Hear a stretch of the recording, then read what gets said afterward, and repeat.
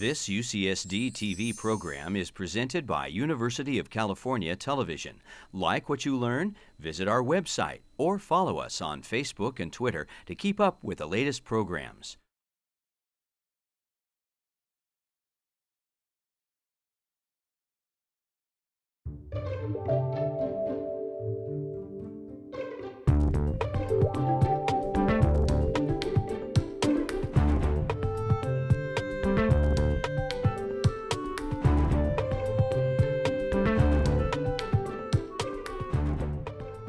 Emily Roxworthy is an associate professor, theater historian, and performance scholar, and head of the doctoral program in the Department of Theater and Dance.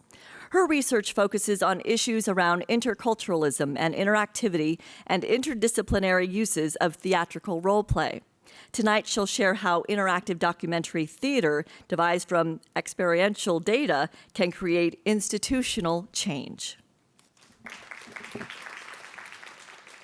My name is Emily Roxworthy. I'm from the Department of Theater and Dance, but I'm well aware that when you think about UC San Diego, you probably think about cutting-edge research in supercomputing, or engineering, or health sciences.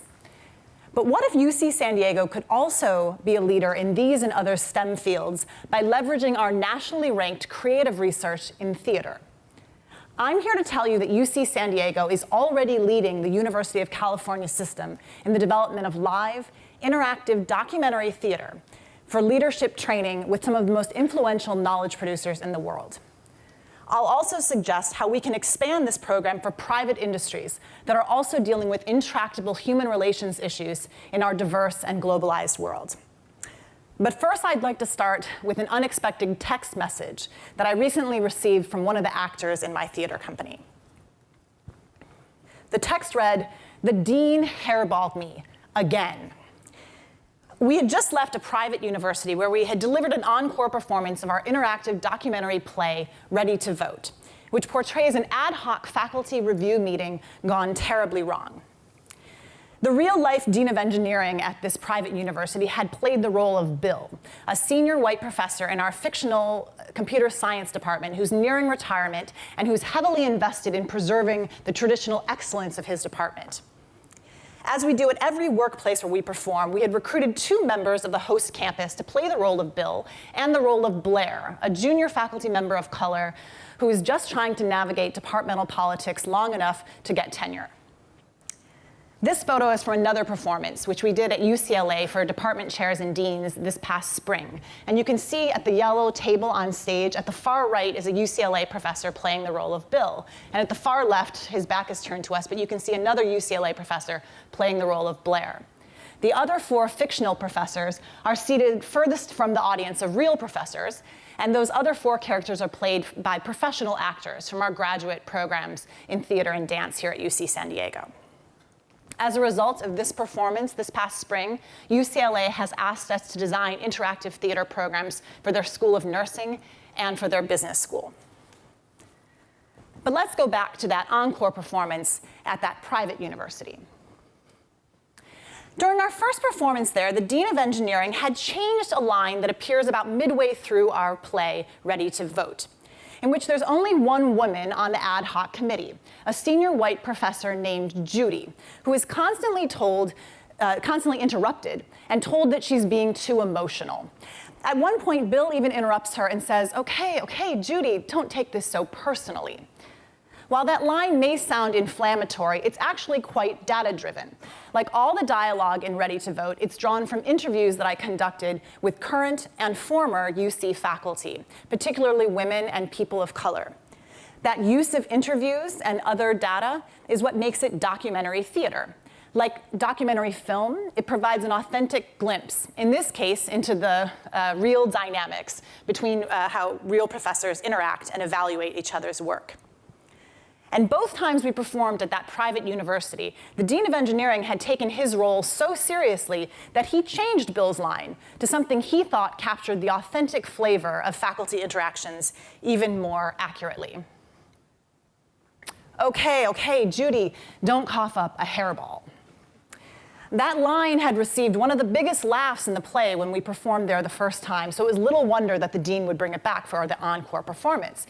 But what surprised the actress who played Judy, who you can see here looking rather skeptical as one of her male colleagues holds forth, was that the dean had followed the script exactly in rehearsal, both times, and had only changed it once we appeared on stage in front of a live audience. And while Judy bristled at the cat lady stereotype that was being hurled at her unmarried female scientist character, this unplanned, uncomfortable moment actually encapsulates the argument that I'd like to make here tonight. Human beings embrace the chance to be part of theater that reflects their world. Now I know what you're thinking. That's an awfully convenient position for someone who studies and makes theater to take. But allow me to clarify. I'm not saying human beings embrace the chance to watch theatrical productions like the one you see here, which we performed at the Hotel Claremont in Berkeley about a year ago. Most human beings don't watch theater productions these days. In fact, the past few decades, we've witnessed a frightening decline in American patronage of the arts, including live performance. But my creative research emerges from the hypothesis that human beings in a range of institutional settings find the opportunity to be involved in the making of theater to be an enlightening experience that allows them to speak truth to power and imagine solutions to our most intractable problems. This is what political theater has been doing around the world for millennia. Whether we're talking about the ancient Greek citizens who gathered by the thousands to perform and bear witness to tragic dramas at theaters like the one at Epidaurus, seen here, or the silent scholars and citizens of Yuan China or Mayan Guatemala who made political theater to resist oppressive regimes, our global ancestors have turned to live performance to represent injustice, bear ethical witness, and experience empathy collectively so as to imagine a better way forward. There are different dynamics, of course, in today's institutions of knowledge, whether we're talking about academia or high tech or biotech. But today there is still a persistence of gender and race-based discrimination, non-objective patterns of behavior that obstruct true collaboration, entrepreneurship, and human potential.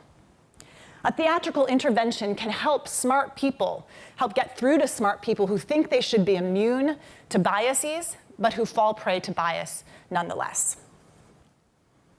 The UC Office of the President first commissioned me to create Ready to Vote as the theatrical centerpiece to a half-day leadership development seminar called Fostering Inclusive Excellence, which was designed for department chairs and deans on all 10 UC campuses. It was partly in response to this 2013 UC Campus Climate Survey, which found that 25% of faculty had experienced exclusionary, intimidating, offensive, and/or hostile behavior, mostly perpetrated by other faculty, with female professors experiencing this type of behavior 3 times more frequently than their male colleagues. In response to another question about whether tenure and promotion standards were applied fairly, 57% of white faculty thought the review process was fair, while only 27% of their African American colleagues agreed. And only 42% of Chicano and Latino faculty would agree that the processes were fair. But in order to use theater to intervene in some of the climate problems the survey found, my artistic team had to make several key innovations. First of all, the script had to be completely customized for the idiosyncrasies of UC policies and procedures and for the demographics of the state of California. We also had to secure buy-in from local campuses who might perceive this program as an imposition from on high. So in order to encourage chairs and deans to let their guards down and let the message in, we recruited 2 of their own as amateur actors to play the roles of Bill and Blair. It's hard to tell faculty that they might be unknowingly perpetuating discrimination. It's hard to tell faculty anything. What we found is that it's much more effective to show them. And that's because today's discrimination, particularly in highly intellectual workplaces, often takes the form of unconscious bias and microaggressions. These are cognitive shortcuts that trick us into thinking that we're judging others impartially when we're in fact using outdated assumptions. Stereotypes like the cat lady, or the stereotype that African American women are always angry or threatening. Then these stereotypes are played out through thousands of daily interactions that communicate to minorities that they don't belong. Microaggressions like telling a black male colleague to lighten up, as we see happen repeatedly in the play Ready to Vote. People on the receiving end of these microaggressions describe the experience as death by 1,000 cuts.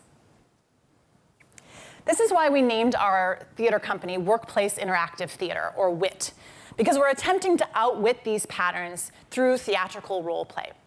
And as entertaining and as powerful as the play can be, we found that the most powerful breakthroughs for the audience come through the interactive portions, when audience members get to ask the characters difficult questions, comment on the dynamics that they observed on stage, and even direct the actors to replay moments in the play differently in order to interrupt these patterns.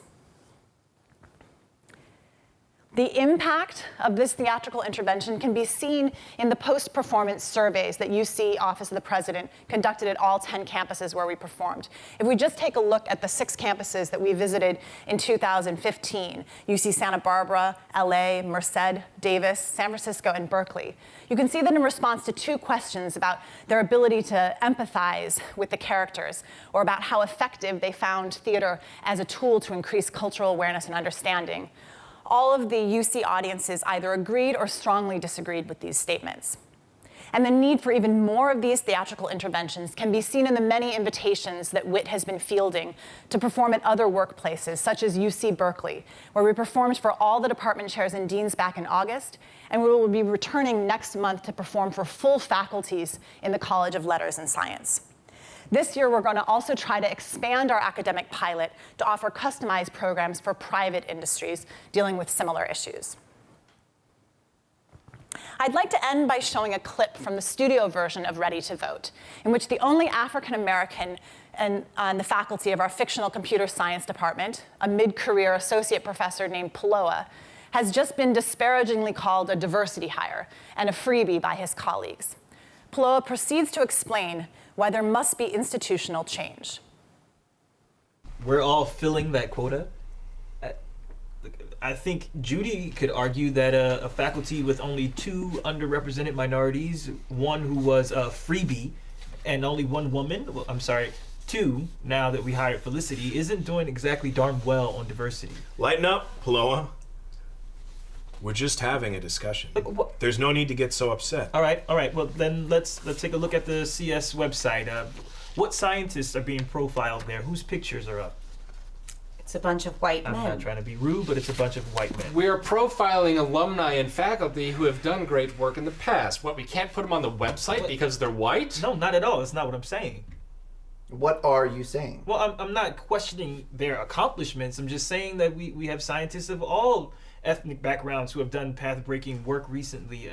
For instance, that CS graduate from a few years back, Alfred Martinez, he's in Chicago right now receiving the Gordon Bell Prize for the research that he worked on with Oh Jim. my God, Paloa, I never knew you were so sensitive. You want one of those banners on campus with your picture on it? Would that make you feel better? I think it will behoove us to showcase what little diversity we actually have. The incendiary on-stage discussion continues, and it never fails to provoke the audience to roll up their sleeves and imagine better ways to go about our business of producing human knowledge. Thank you.